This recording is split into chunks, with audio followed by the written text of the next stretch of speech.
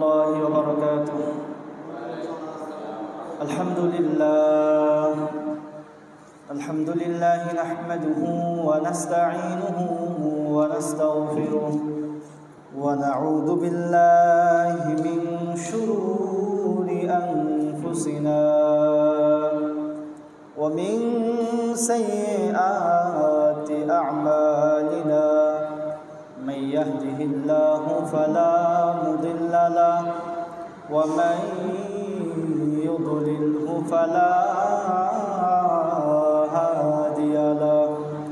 ونشهد أن لا إله إلا الله وحده لا شريك له.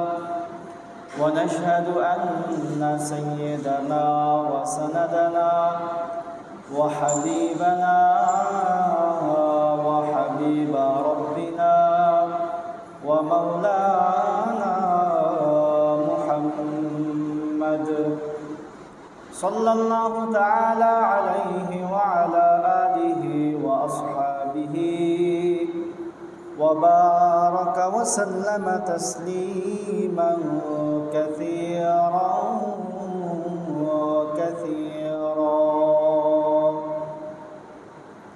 أما بعد فقد قال الله تبارك وتعالى في كلامه المجيد وفرقانه الحميد. أعوذ بالله من الشيطان الرجيم. بسم الله الرحمن الرحيم. واعتصموا بحبل الله جميعا ولا تفرقوا. وقال النبي صلى الله عليه وسلم: المسلم أخو المسلم لا يظلمه ولا يسلمه. ومن كان في حاجة أخيه كان الله في حاجته. صدق الله المولانا العظيم وصدق رسوله النبي الكريم ونحن على ذلك من الشاهدين والشاكرين. रहे मेरे मस्कन हवाले काबा, करे मेरे मदफन दियारे मदीना. बलगल उला बिकमालिही कशफत दुजा बिजमालिही. हसनत जमीअ खिसालिही सल्लू अलैहि व आलिही. সবাই মুহাব্বতের সাথে দুরূদ ইব্রাহিম পড়ি। আল্লাহুম্মা সাল্লি আলা মুহাম্মাদিন ওয়া আলা আলি মুহাম্মাদ কামা সাল্লাইতা আলা ইব্রাহিম ওয়া আলা আলি ইব্রাহিম ইন্নাকা হামিদুম মাজিদ. اللهم بارك على محمد وعلى آل محمد كما باركت على إبراهيم وعلى آل إبراهيم إنك حميد مجيد. صلى الله عليه وسلم. আলহামদুলিল্লাহ, আল্লাহ সুবহানাহু ওয়া তাআলার দরবারে অসংখ্য অগণিত শুকরিয়া যে মহান প্রভু, যে মহান পরওয়ারদিগার আমাদেরকে বিগত জুমা থেকে এই জুমা পর্যন্ত সুস্থতার নিয়ামত দান করেছেন। পাশাপাশি সপ্তাহের শ্রেষ্ঠতম দিন জুমার দিনে পৃথিবীর মধ্যে সবচেয়ে পবিত্রতম জায়গা, আল্লাহ তাআলার কাছে সবচেয়ে প্রিয় জায়গা, মসজিদের মধ্যে আগে আগে আসার বসার এবং কোরআন ও সুন্নাহর আলোকে কিছু কথা বলার এবং শোনার তৌফিক দিয়েছেন। এই জন্য সবাই রবের দরবারে অবনত মস্তকে কালিমাতুশ শুকর আদায় করি, আলহামদুলিল্লাহ। আল্লাহ সুবহানাহু ওয়া তাআলা মানব জাতিকে সৃষ্টি করার পরে বিভিন্ন যুগে যুগে বিভিন্নভাবে আল্লাহ তাআলা বিভিন্ন বিধিবিধান দিয়ে মানুষকে পরিচালিত করার জন্য বিভিন্ন বিধিবিধান দিয়েছেন। এই বিধিবিধানগুলোর মধ্যে কিছু হচ্ছে ফরজ, কিছু হচ্ছে ওয়াজিব, কিছু হচ্ছে সুন্নত, কিছু হচ্ছে মুস্তাহাব, নফল। বিভিন্ন ধরনের ক্যাটাগরিতে আমাদের আমলগুলো বিভক্ত। যেমন 5 ওয়াক্ত নামাজ, আমরা ফজরের 2 রাকাত নামাজ, এটা কি ফরজ, ওয়াজিব, সুন্নত, মুস্তাহাব? কোনটা? ফজরের 2 রাকাত নামাজ ফরজ। জোহরের 4 রাকাত নামাজ ফরজ। আসরের 4 রাকাত নামাজ ফরজ।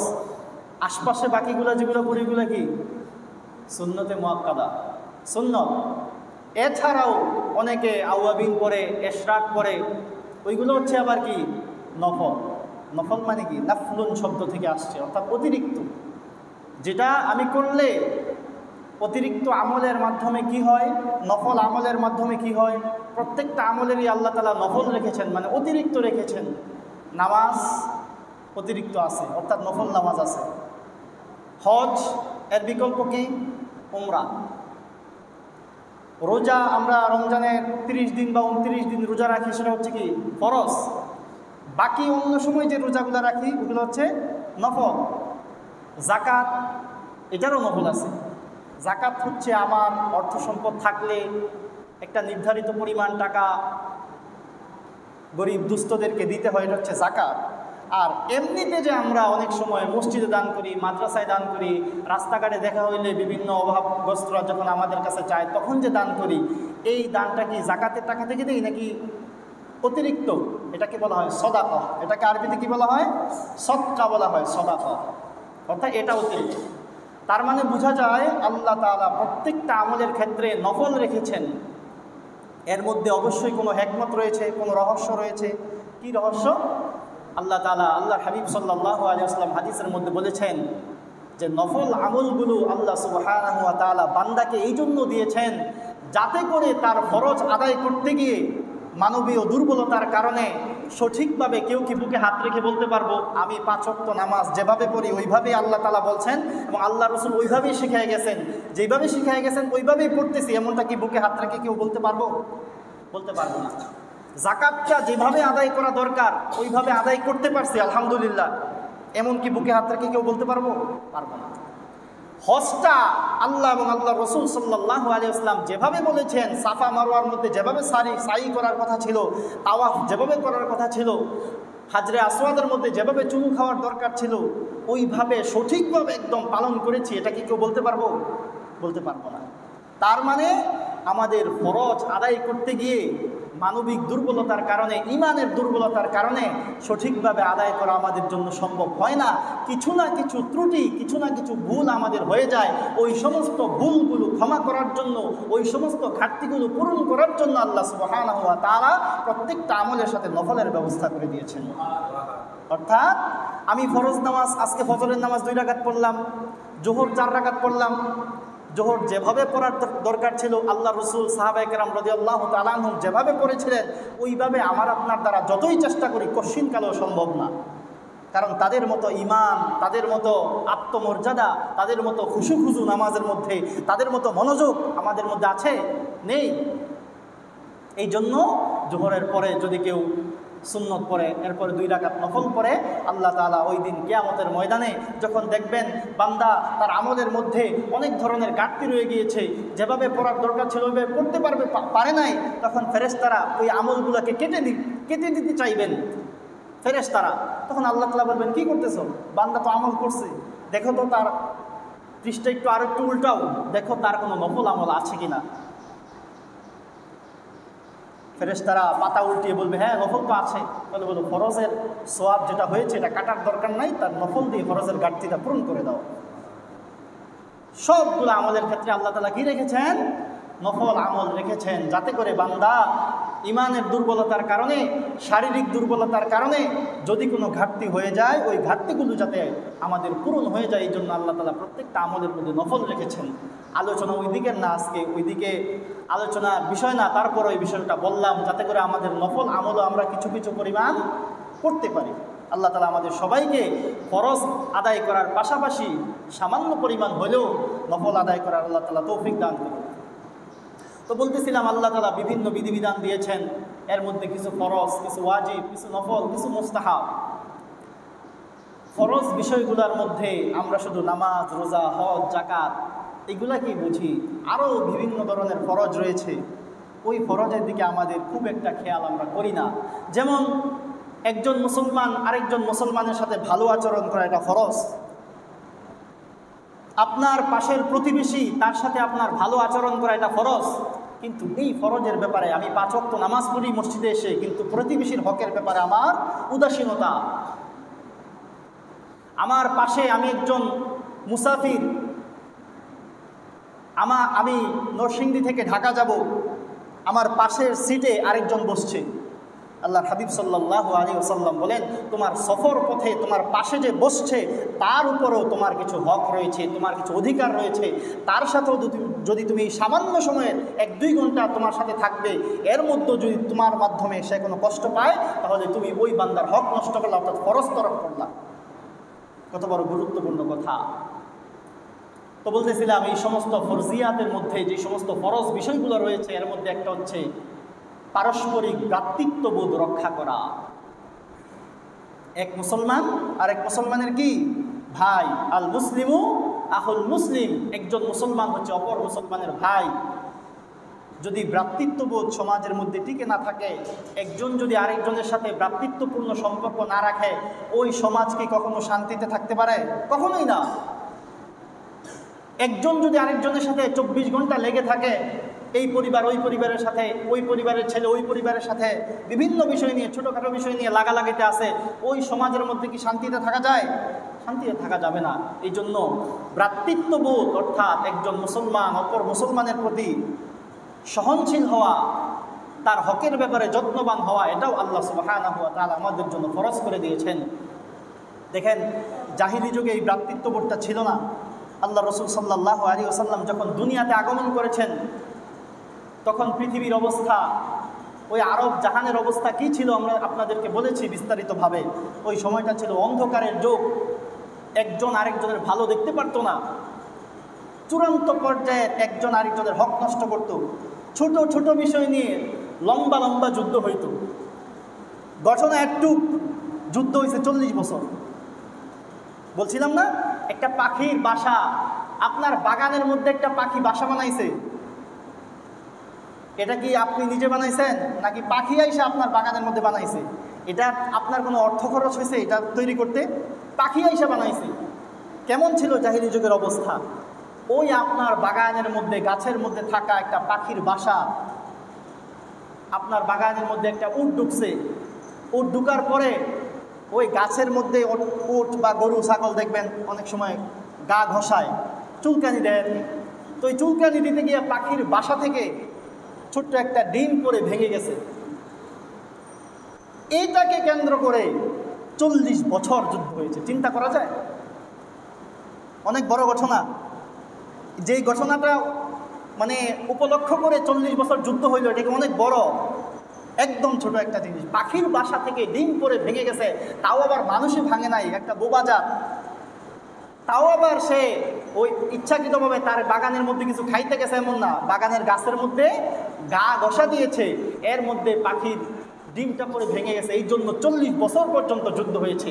এমনকি মারা যাওয়ার সময়, মনে করেন যুদ্ধের মধ্যে সর্বপ্রথম ছিলাম আমি মারা যাওয়ার সময় আমার ছেলেকে ওসিয়ত করে যাইতেছি, আমি কিন্তু এটার প্রতিশোধ নিয়ে শেষ করতে পারি নাই, তুমি কিন্তু যুদ্ধটা চালায় নিয়ে যাইবা।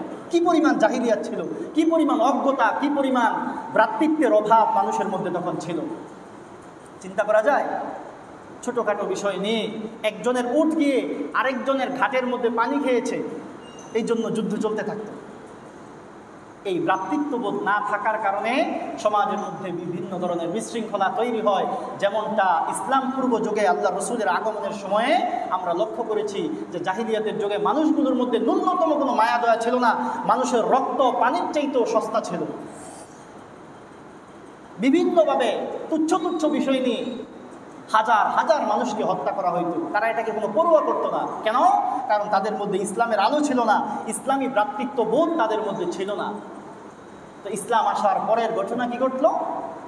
ওই মানুষগুলাই ইসলাম আসার পরে কি আল্লাহ তাআলা আল্লাহ রসুলের সাথে সাহাবায়ে কেরাম যারা ছিল তাদেরকে কি কোরআন নাজিলের সাথে সাথে সাহাবায়ে কেরামদেরকেও নাজিল করছে, নাকি ওই লোকগুলাই সাহাবায়ে কেরামে পরিণত হয়েছে?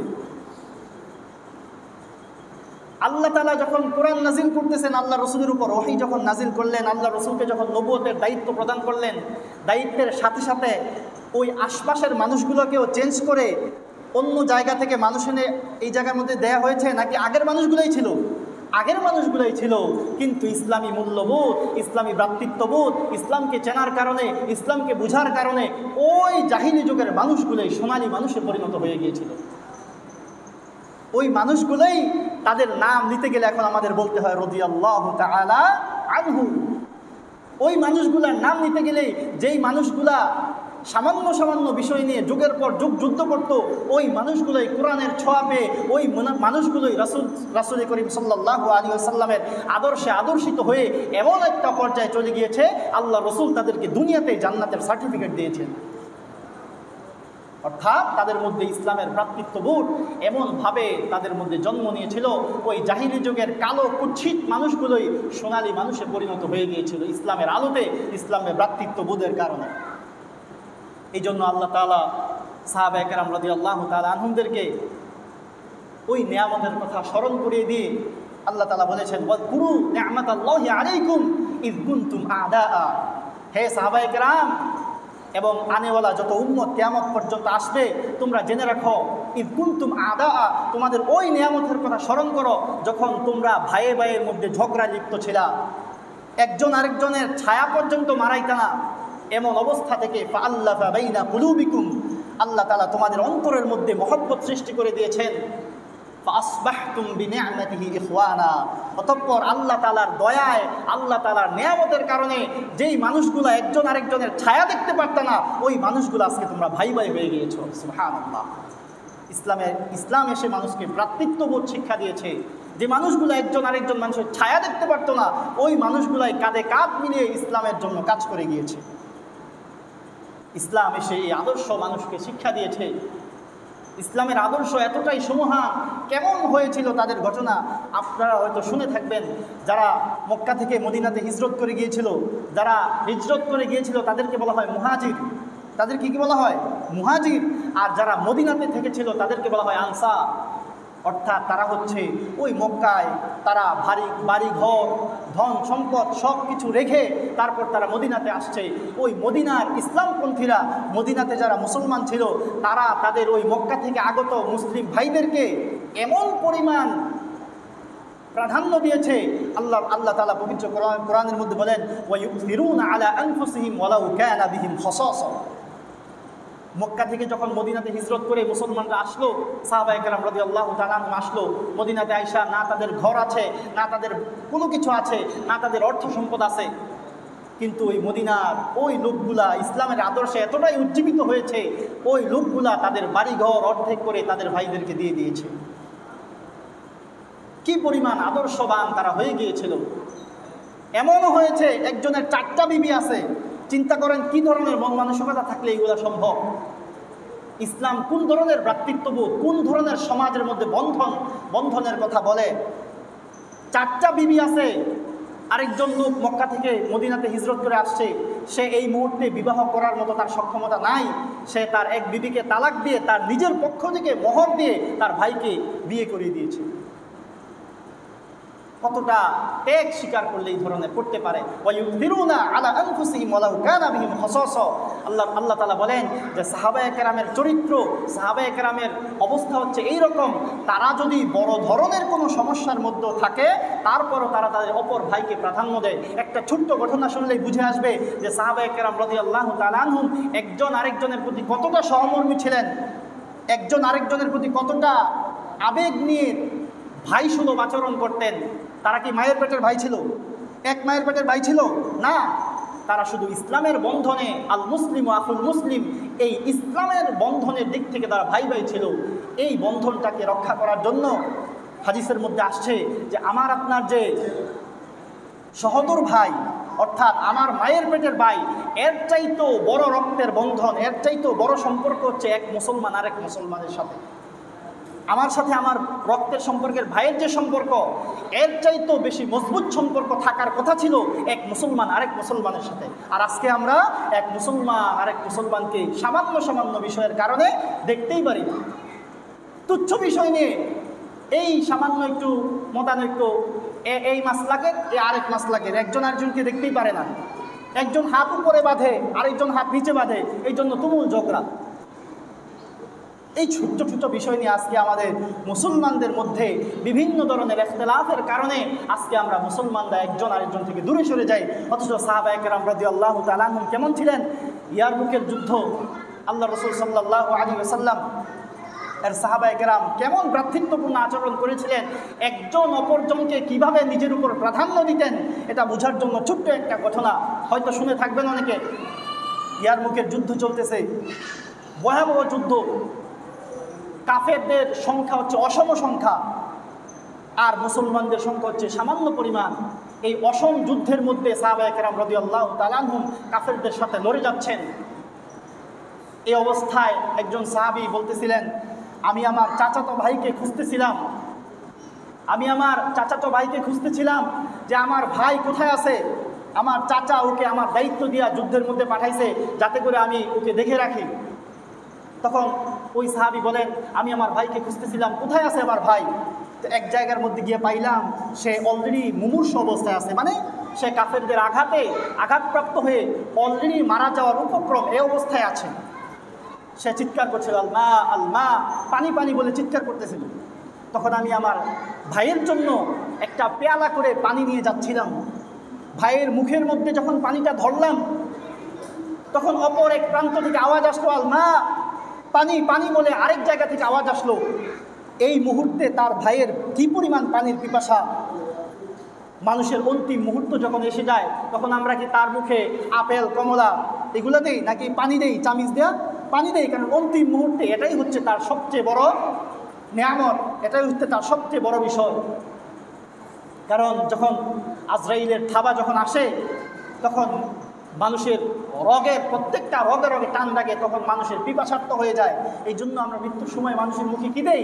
পানি দেই। তো এই অন্তিম মুহূর্তে এই সাহাবী, ওনাকে পানি যখন মুখের মধ্যে ধরছে আর অপর প্রান্ত থেকে আওয়াজ আসছে, পানি পানি বলে চিৎকার আসছে, তখন এই মুমূর্ষু সাহাবী বলতেছে, আমি আমার ভাইকে তুমি আগে পানি দাও। সুবহানাল্লাহ। ওই ভাইয়ের কাছে যাওয়া হয়েছে, যাওয়ার পরে তার মুখেও পানি দিবে এমন সময় আরেকজন চিৎকার করলো। বুখারী শরীফের ঘটনা, কোনো বানোয়াট কোনো ঘটনা নয়। ওই ভাই পানি দিবে এমন অবস্থা আরেকজন চিৎকার করছে, যে পানি পানি বলে চিৎকার করছে।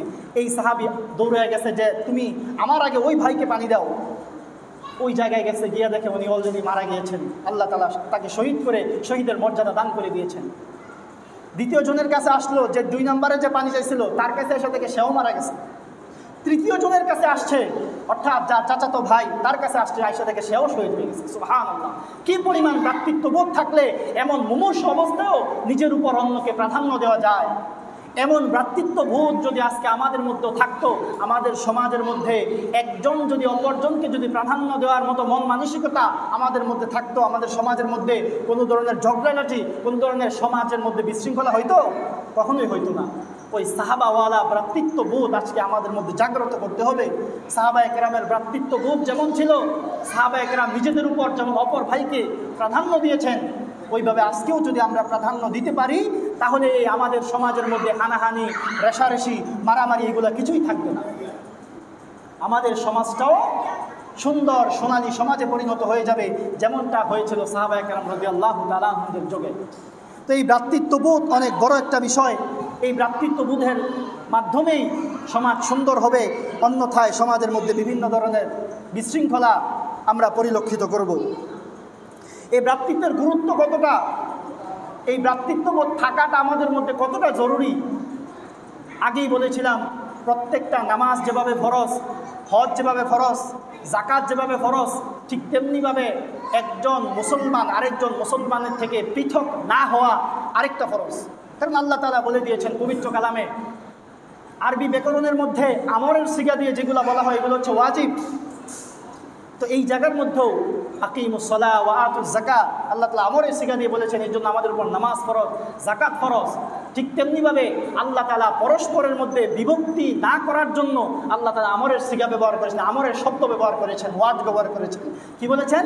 ওয়া'তাসিমু বিহাবলিল্লাহি জামিআ। আল্লাহ তাআলা এই জায়গার মধ্যে আদেশ করে বলতেছেন, হে আমার বান্দারা, তোমরা একজন আরেকজনের সাথে মিলেমিশে থাকো। ওয়া'তাসিমু বিহাবলিল্লাহ, আল্লাহ তাআলার যে রশি আছে, আল্লাহ তাআলার ইসলামের যে রজ্জু আছে, এটাকে তোমরা মজবুতভাবে আঁকড়ে ধরো। ওয়ালা তাফাররাকু, আল্লাহ তাআলা এই জায়গায় কঠোরভাবে নিষেধ করেছেন, ওয়ালা তাফাররাকু, তোমরা একজন আরেকজন থেকে বিচ্ছিন্ন হয়ে যেও না। এই সামান্য সামান্য তুচ্ছ তুচ্ছ বিষয় নিয়ে ঝগড়াঝাটি করে একজন আরেকজন থেকে পৃথক হয়ে যেও না, আল্লাহ তাআলা চূড়ান্তভাবে নিষেধ করেছেন। কেন? আল্লাহ তাআলা আরেক আয়াতের মধ্যে বলতেছেন, আয়াতের শেষ অংশে, ওয়া কুনতুম আলা শাফা হুফরাতিন মিনান নার, তোমরা তো ছিলা জাহান্নামের একদম ধার প্রান্তে ছিলা, তোমরা জাহান্নামে একদম পড়ে যাওয়ার উপক্রম ছিলা। ওই অবস্থা থেকে আল্লাহ তাআলা ফানকাযাকুম মিনহা, আল্লাহ তাআলা তোমাদেরকে ওই জায়গা থেকে রক্ষা করেছেন। আল্লাহ তাআলা তোমাদেরকে এমন একটা জায়গা থেকে ইসলামের পথে নিয়ে এসেছেন, ইসলামী ভ্রাতৃত্ববোধ শিক্ষা দিয়েছেন। এরপরেও যদি তোমরা একজন আরেকজন সাথে রেষারেষি করে, হানাহানি করে, মারামারি করে পৃথক হয়ে যাও, তাহলে তোমরা ওই জাহান্নামের মধ্যেই আবার গিয়ে নিক্ষেপিত হইবা। এই জন্য আল্লাহ সুবহানাহু ওয়া তাআলা ভ্রাতৃত্ববোধের সর্বপ্রথম যে গুরুত্ব, এটা হচ্ছে আল্লাহ তাআলার একটা ফরজ বিধান।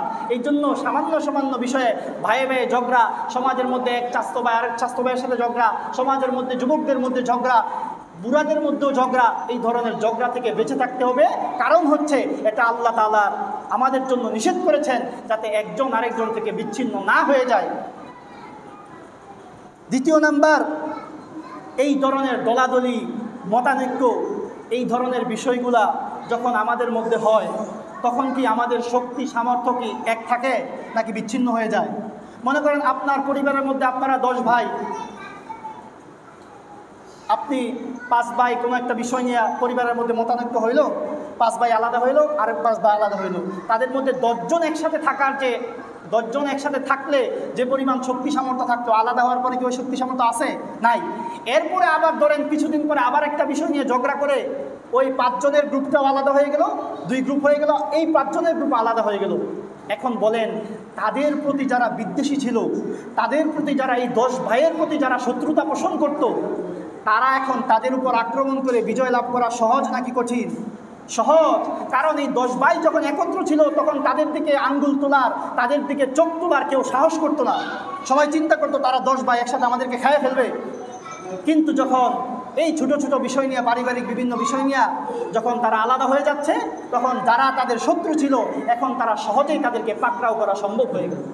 এটা হচ্ছে দলাদলি, মতানৈক্য। সমাজের মানুষ, মনে করেন আপনি আপনার সমাজের মধ্যে সবাই যদি একটা ইউনিটির মধ্যে থাকেন, আপনার সমাজের দিকে আইসা কেউ কোনো খারাপ কাজ করতে পারবে? করতে পারবে না। কারণ হচ্ছে আপনার সমাজের সবাই যদি একত্রিত থাকে, তাহলে যে কোনো ধরনের অপকর্ম, যে কোনো ধরনের একটা বাজে জিনিসকে ট্যাকেল দেওয়া সবার সম্মিলিত চেষ্টায় সম্ভব। এই জন্য এই দলাদলি, মতানৈক্য, এইগুলা ফাতাফশালু, আল্লাহ তাআলা পবিত্র কোরআনের মধ্যে বলেছেন যে তোমরা যখন বিভক্ত হয়ে যাইবা, ফাতাফশালু ওয়া তাযহাবা রিহুকুম, আল্লাহ তাআলা তোমাদের এই ধরনের ঝগড়াঝাটির কারণে, পরস্পর মতানৈক্যের কারণে কাফেরদের অন্তরে তোমাদের প্রতি যে একটা ভয় ছিল, ওই ভয়টা আল্লাহ তাআলা দূর করে দিবেন। দেখেন আজকে তো এটাই হচ্ছে।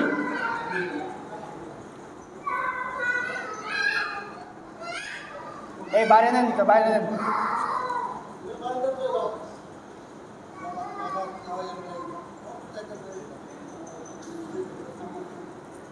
আস্তাগফিরুল্লাহ আল্লাযী লা ইলাহা ইল্লা হু। সংক্ষেপে শেষ করে দিতেছি, শুনেন। দেখেন, এই ভ্রাতৃত্ববোধ যদি মতানৈক্য থাকে, তাহলে আল্লাহ তাআলা বলেন ফাতাযহাবা রিহুকুম ফাতাফশালু ওয়া তাযহাবা রিহুকুম। আল্লাহ তাআলা তোমাদের মুসলমানদের প্রতি কাফেররা যে সমস্ত একটা ভীত সন্ত্রস্ত ছিল, এটা তখন আর থাকবে না।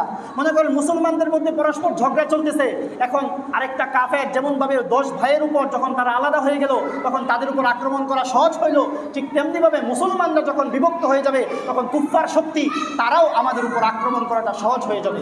এই জন্যই দেখা যায় এই ধরনের মতানৈক্য থাকার কারণে, এই ধরনের ইউনিটি আমাদের মধ্যে আজকে না থাকার কারণে, মুসলমানরা আজকে দলে দলে বিভক্ত হওয়ার কারণে আজকে আমরা মুসলমানরা যত জায়গায় আছে তত জায়গায় মুসলমানরা আজকে লাঞ্ছিত, বঞ্চিত, এমনকি নির্যাতিত অবস্থায় দ্বিধাতিপাত করতেছে। একটাই কারণ আজকে আমাদের মুসলমানদের মধ্যে একতা নাই, মুসলমানদের মধ্যে আমাদের ইউনিটি নাই, আমাদের মধ্যে কোনো ধরনের ভ্রাতৃত্ব বোধ নাই। একজন মুসলমান আরেকজন মুসলমান থেকে ছোট্ট ছোট্ট বিষয় নিয়ে আমরা দলে দলে বিভক্ত হয়ে যাচ্ছি। এমনিতেই দলের অভাব নেই, আরও নতুন নতুন দল আসতেছে। এইগুলা করার মাধ্যমে কি হবে? বিষয়গুলা কিভাবে দমন করবে? কুফফার বাহিনী, ইহুদিরা যারা আছে, খ্রিস্টানরা যারা আছে, ভিন্ন ধর্মাবলম্বী যারা আছে, তারা কি করে? ইহুদিদের একটা চক্রান্ত হচ্ছে। দেখেন, যখন ব্রিটিশরা আমাদের দেশে আসছিল, ভারতীয় উপমহাদেশে, তখন তারা একটা খেলা খেলছিল, ডিভাইড অ্যান্ড রুল।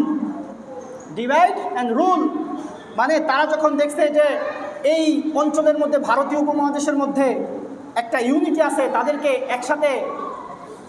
একসাথে দমন করা সম্ভব নয়, তখন তারা 1947-এ দেশ ভাগ করলো। কারণ কি? 1947-এ দেশ ভাগ করার মাধ্যমে ফায়দা কি হইল? তখন ব্রিটিশরা এক এক জায়গায় আলাদা আলাদাভাবে তারা ক্ষমতা, তাদের কর্তৃত্ব প্রতিষ্ঠা করতে পারলো। কিন্তু যখন পুরাটা ভারত, বাংলাদেশ, পাকিস্তান, নেপাল, ভুটান, এগুলো যখন সবাই একত্রিত ছিল, তখন ব্রিটিশরা কিন্তু শুরুতে আইসা কিন্তু আমাদের উপর ছড়ি ঘুরাইতে পারে নাই। প্রথমে আইসা তারা এই নীতি অবলম্বন করছে, ডিভাইড, তাদেরকে ভাগ করে দাও অ্যান্ড রুল, এবং তাদের উপর শাসন করো। ঠিক তেমনিভাবে আজকেও আমাদের মুসলমানদের মধ্যে আমরা দেখি বিভিন্ন ফেরকা, বিভিন্ন দল। এই সমস্ত দল দেখেন, সবার কথাই, সবারই উদ্দেশ্য, আপনি যাকে জিজ্ঞেস করবেন, একটা বেদাতিকে জিজ্ঞেস করেন, যারা বন্ধ বেদাতি, মাজার পূজারি, তাদেরকে আপনি জিজ্ঞেস করেন আপনি যেগুলা করেন কিসের জন্য করেন, বলবে আল্লাহকে রাজি খুশি করার জন্য। একজন হকপন্থী ওলামাকে জিজ্ঞেস করেন আপনি এগুলা কি কিসের জন্য করেন, সেও বলবে কি আল্লাহকে রাজি খুশি করার জন্য। তার মানে কি, সবার লক্ষ্য উদ্দেশ্য একটাই। কিন্তু আজকে আমাদের মধ্যে বিভিন্ন দল উপদলে বিভক্ত করে রাখার মাধ্যমে লাভ হচ্ছে কাদের? ওই কাফেরদের। আইসা একদলকে বলবে যে তুমি আগায় যাও, তোমাকে সমর্থন দেওয়ার দায়িত্ব আমার, তুমি ওই দলের বিরুদ্ধে লাগে যাও। যখন এই দল আরেক দলের বিরুদ্ধে লাগালাগি করলো, তখন এই দল থেকে সে নিরাপদ হয়ে গেল, তখন আরেক দলকে ধরলো। এইভাবে ডে বাই ডে, একদিন পর পর সে যখন একটা দল থেকে আরেকটা দল থেকে যখন বিচ্ছিন্ন করতেছে, আস্তে আস্তে মুসলমানরা বিভিন্ন দলে বিভক্ত হচ্ছে। আর অপরদিকে আজকে আমাদের উপর, মুসলমানদের উপর নির্যাতন, নিপীড়নের স্ট্রিম রুলার বিভিন্ন দেশে উপদেশে আমাদের উপর চলতেছে। ফিলিস্তিনের মধ্যে মুসলমানরা নির্যাতিত, আরাকানের মধ্যে মুসলমানরা নির্যাতিত, চীনের উইঘরের মধ্যে মুসলমানরা নির্যাতিত। কেন? কারণ হচ্ছে আমাদের মুসলমানদের মধ্যে আজকে ইউনিটি নাই। যারা ইসলামের ধারক বাহক বলে যারা বিশ্ব মানবতার মোড়ল ছেড়ে বসে আছে আরব দেশগুলো, তাদের জন্য আজকে আমাদের উপর সবচেয়ে বেশি পরিমাণ লাঞ্ছনা বঞ্চনা। কারণ তারা ইসলামের জান্ডাদারি, কেউ কিছু বললেই বলে আরব দেশ তো কিছু বলে না, সহজ হয়ে যায়। আরব থেকে ইসলাম আসছে, আরবের লোকেরা কিছু বলে না, তুমি বলার কে? এই ধরনের বিষয়গুলো আজকে আমাদের মধ্যে, এই একজন আরেকজনের মধ্যে এই ধরনের বিভক্তি থাকার কারণে আজকে আমরা বিভিন্ন জায়গায়, মুসলমানরা যত জায়গায় আছে, আজকে কি আমরা সবচেয়ে বেশি পাওয়ারফুল? মুসলমানরা কি আজকে সমাজের মধ্যে সবচেয়ে বেশি পাওয়ারফুল, নাকি সবচেয়ে বেশি নির্যাতিত? হয়তো আপনি আপনার সমাজের মধ্যে দেখতেছেন আমি নামাজ পড়তে পারতাছি, আমি রোজা রাখতে পারতাছি, আমি ইসলামের প্রত্যেকটা বিষয় সুন্দরভাবে পালন করতে পারতাছি। আপনি মনে করতেছেন, মনে হয় যে আলহামদুলিল্লাহ আমরা ভালোই আছি। কিন্তু বাস্তবতা হচ্ছে, একটা মুসলমান আরেকটা মুসলমান, আল মুসলিমু আল মুমিনু লিল মুমিনি কাল বুনিয়ান ইয়াশুদ্দু বা'দুহু বা'দা। আল্লাহ রাসূল সাল্লাল্লাহু আলাইহি ওয়াসাল্লাম বলে গিয়েছেন, একটা মুসলমান, একটা মুমিন আরেকটা মুমিনের সাথে সম্পর্কটা হচ্ছে এমন, যেমন একটা দেয়াল খাড়া করলে ওই দেয়ালের মধ্যে একটা ইট যেমন আরেকটা ইটের সাথে লেগে থাকে, ঠিক তেমনিভাবে একটা মুমিনের সাথে আরেকটা মুমিনের সম্পর্ক এমন থাকা উচিত ছিল। দেখেন, যখন আপনি একটা দেয়াল খাড়া করবেন, যদি আপনি একটা ইটের সাথে আরেকটা ইট না রাখেন, আপনি উপরে উঠাইতে পারবেন? আপনি মাঝে মাঝে গ্যাপ দিলেন, গ্যাপ দিয়া একটু উড়াইলেন। এখন এই দেয়ালটা বেশি মজবুত হবে নাকি কোনো গ্যাপ দেন নাই, একদম সুন্দরভাবে একটা ইটের সাথে আরেকটা ইট লেগেছিল, এইভাবে আপনি দেয়ালটা উঠাইলেন, ওইটা বেশি মজবুত হবে? প্রথমটা বেশি মজবুত হবে না দ্বিতীয়টা? দ্বিতীয়টা বেশি মজবুত হবে, কারণ এটার মধ্যে কোনো ফাঁক ফোকর নাই, যে কেউ চাইলে এটাকে ধাক্কা দিয়ে ফেলে দিতে পারবে না। আল্লাহ রসুল সাল্লাল্লাহু আলাইহি ওয়াসাল্লাম বলেন, আজকে পৃথিবীর বিভিন্ন প্রান্তে মুসলমানরা আমাদেরকে ধাক্কা দিয়ে ফেলে দেওয়ার একমাত্র কারণ হচ্ছে, এক হচ্ছে আমরা এক ইট আরেক ইটের সাথে লাগি না, আর দ্বিতীয় নম্বর বিষয় হচ্ছে এক ইট আরেক ইটের সাথে লাগি, কিন্তু মাঝে মাঝে বিভিন্ন দলকে আমাদের থেকে বাদ দিয়া আমরা এই গ্যাপ তৈরি করতেছি। এই জন্য আমাদেরকে আজকে সহজেই আমাদের উপর নির্যাতন অত্যাচার চলতেছে। এই জন্য আমাদের সবাইকে একত্রিত থাকতে হবে। মুসলিম উম্মাহ হচ্ছে একটা দেহের মতন, এই জন্য প্রত্যেকটা মুসলিম উম্মাহ একত্রিত থাকতে হবে। সমাজের মধ্যে পরস্পর ভ্রাতৃত্ববোধ বজায় রাখতে হবে। সামান্য বিষয় নিয়ে এক ভাইকে আমি দূরে ঠেলে দিব না, সামান্য বিষয় নিয়ে একজনকে আমি দূরে ঠেলে দিচ্ছি। এই দিন আমাদের মধ্যে বিভিন্ন দলে উপদলে বিভক্ত হয়ে আজকে আমরা মুসলমানরা বিভিন্নভাবে লাঞ্ছিত বঞ্চিত হচ্ছি। আল্লাহ তাআলা আমাদের সবাইকে, আমাদের সমাজকে সুন্দর রাখার জন্য, আমাদের দেশকে সুন্দর রাখার জন্য, আমাদের এই পৃথিবীটাকে সুন্দর রাখার জন্য প্রত্যেকটা মুসলমান আরেকজন মুসলমানের সাথে ভ্রাতৃত্ব সুলভ আচরণ করার তৌফিক দান করুক। ওয়া আখিরু দাওয়ানা আলহামদুলিল্লাহি রাব্বিল আলামিন। যারা 4 রাকাত সুন্নাত করি নাই, যারা 4 রাকাত সুন্নাত আদায় করি নাই।